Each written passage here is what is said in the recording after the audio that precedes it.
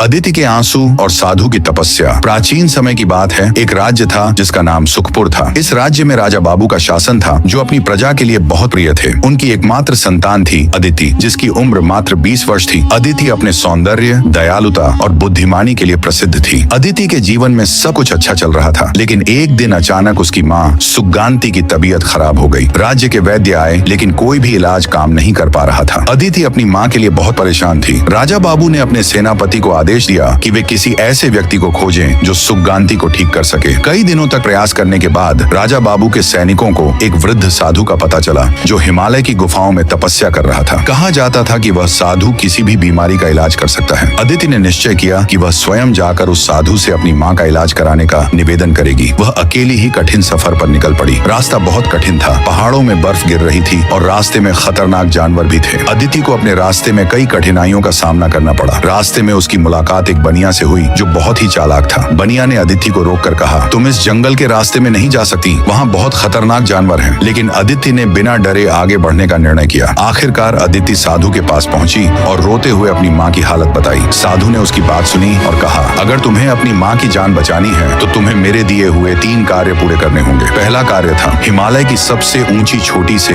एक दुर्लभ औषधि लेकर आना। अदिति ने साहस करके यह कार्य पूरा किया। रास्ते में उसे बर्फबारी और भयानक हवाओं का सामना करना पड़ा, लेकिन अदिति की हिम्मत के आगे हर बाधा छोटी पड़ गई। दूसरा कार्य था एक दुष्ट दानव से एक चमत्कारी मणि लाना, जिसे उसने अपनी बुद्धिमानी से प्राप्त किया। दानव बहुत शक्तिशाली था, लेकिन अदिति ने उसकी कमजोरी को पहचाना और उसे अपनी चतुराई से पराजित कर दिया। तीसरा कार्य सबसे कठिन था। अदिति को अपने आंसुओं से साधु के मंदिर के बाहर स्थित एक मुरझाए पेड़ को सींचना था, ताकि वह फिर से हरा भरा हो जाए। अदिति ने अपने दुख, दर्द और प्रेम के आंसू बहाए। धीरे धीरे वह मुरझाया पेड़ हरा भरा हो गया। लेकिन अदिति की परीक्षा अभी समाप्त नहीं हुई थी। जब वह वापस लौट रही थी, तब रास्ते में बनिया ने फिर से उसे रोक लिया। इस बार बनिया ने उसे धोखे से पकड़ लिया और उसकी औषधि छीन ली। अदिति ने अपनी चतुराई और साहस से बनिया को हराया और औषधि फिर से प्राप्त की। अदिति जैसे तैसे अपनी माँ के पास पहुंची और उन्हें औषधि पिलाई। कुछ ही समय में सुगांती स्वस्थ हो गई। राजा बाबू ने पूरे राज्य में जश्न का आयोजन किया और अपनी बेटी अदिति को साहसी नायिका की उपाधि दी। अदिति के आंसू, उसका साहस और उसकी प्रेममयी तपस्या ने उसकी माँ की जान बचाई और सबके लिए प्रेरणा बन गई।